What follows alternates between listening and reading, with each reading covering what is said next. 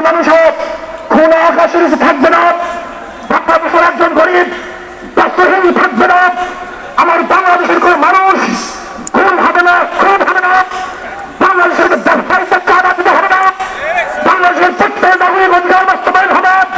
তার শান্তিতে বসবাস করতে পারবে, নির্বিঘ্নে ঘুমাতে পারবে।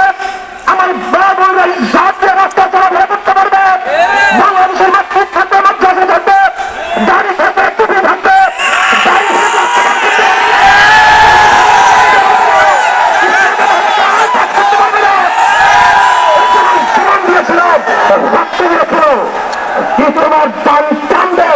এই দৃশ্য দেখার জন্য মানুষ সত্যতা নাই।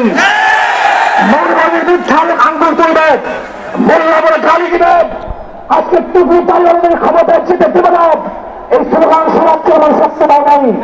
এই দৃশ্য দেখার জন্য বুকে তাজা রক্ত জমিনে করে নাই, বরং বাংলাদেশের মানুষ শাহাদাত বরণ করেছিল এই জাতিকে মুক্তি দেওয়ার জন্য, কোরআন ও সুন্নাহর আইন বাস্তবায়ন করার জন্য। বাংলাদেশের মানুষ ওই ভারতের গোলামি করার জন্য রক্ত দেয় নাই। বাংলাদেশের মানুষ ভারত আমাদের দেশে কর্তৃত্ব নেতৃত্ব করবে, আমেরিকা আমাদের দেশে কর্তৃত্ব নেতৃত্ব করবে, এর জন্য বাংলাদেশের মানুষ জীবন দেয় না, রক্ত দেয় নাই। বাংলাদেশের মানুষ সাধন, তারা নিজেরা আইন প্রণয়ন করবে, নিজেরা সংসদ পরিচালিত করবে, তারা নিজেদের পায়ে দাঁড়াবে। বাংলাদেশের মানুষ জীবন দিতে পারে, কিন্তু কার গোলামি করতে পারে না। ভাইয়েরা আমার, আমি বিশ্বাস করি আজকে মঞ্চে যারা আছেন, আজকে মঞ্চে যারা আছেন, যদি আমরা মুনাফিকি না করি, মঞ্চে যারা আছেন যদি মুনাফিকি না করি, মুখের এবং কাজের কথা ছাপ থাকেন, মুখের সাথে কাজের সাথে মিলে থাকেন, আমি এই লক্ষ জনতার সামনে কসম করে বলতে পারি আগামীতে ক্ষমতা দেবে ইসলাম, ক্ষমতা দেবে ইসলাম।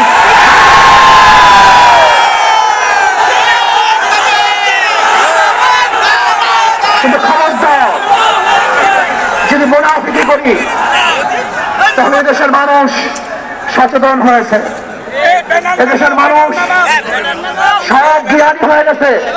বিশ্বাস করবেন না, একজন রিক্সাওয়ালা, ঠেলাওয়ালা, কুলি মজদুরের বক্তব্য শুনলে আমরা আশ্চর্য হয়ে যাই বাংলাদেশের মানুষ কত সচেতন, তারা কত সচেতন হয়েছে। যদি আমরা মুনাফিকি না করি, যদি আমরা ঐক্যবদ্ধ থাকি, বাংলাদেশে একটা বাক্স ইসলামের নাম দিতে পারি। যেরকম আমেরিকা এবং ওই সাইরাস ইসরায়েল ইরানের আক্রমণকারী ভেবেছিল মৃত্যুর মধ্যে মৃত্যু করে দিবে, কিন্তু আক্রমণ করার পর দেখেছে ইরানের গুহার থেকে কোথার থেকে বোম মিসাইল চলে আসছে। আমেরিকা এবং ইসরায়েল যেরকম অনুভব করতে পারে নাই, বাংলাদেশের বুকে যদি একটা বাক্স দেওয়া হয়, বাংলাদেশের ঘরের থেকে এমন মিসাইল বের হবে, এমন বেতা বের হবে,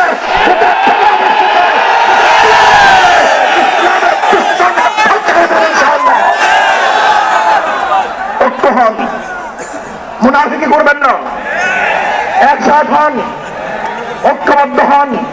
এইটা আমার মেসেজ থাকবে। যদি ঐক্যবদ্ধ হবে, ক্ষমতার লোভকে সংবরণ করে আমি ক্ষমতায় যেতে চাই না, ইসলামকে ক্ষমতায় নিতে চাই।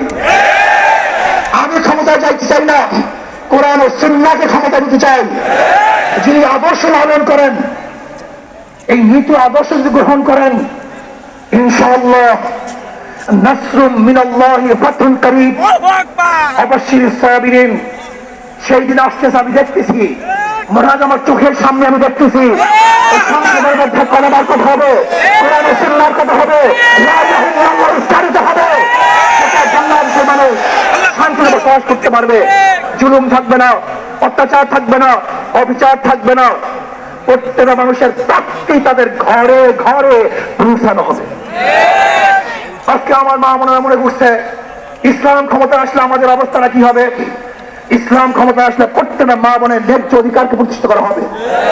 ইসলাম ক্ষমতা আসলে আগামী 5-10 বছরের মধ্যে সমস্ত গরিবরা দরিদ্র শিবের উপরে চলে যাবে।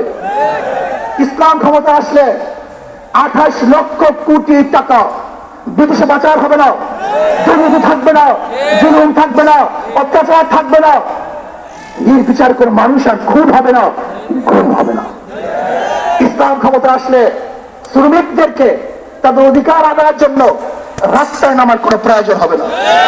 ইসলাম ক্ষমতা আসলে কৃষক, শ্রমিক, মজদুররা তাদের অধিকারকে প্রতিষ্ঠিত করার জন্য ইসলামী সরকার তাদেরকে নিয়ে কমিটি গঠন করে তাদের প্রাপ্তি তাদের কাছে পৌঁছে দেবে। আসুন, ইসলাম হুকুমত কায়েম করার জন্য আমরা চেষ্টা করব। আজকে আমাদের এই জনসভায় যশোর থেকে আমার কিছু ভাই আসার সময় তার অ্যাক্সিডেন্ট হয়ে শাহাদাত বরণ করেছে। আল্লাহ তাদেরকে জান্নাতুল ফেরদাউস দান করুন। আমার অনেক ভাইয়েরা আহত অবস্থায় আছে, আল্লাহ পাক তাদেরকে সুস্থ করে দেন।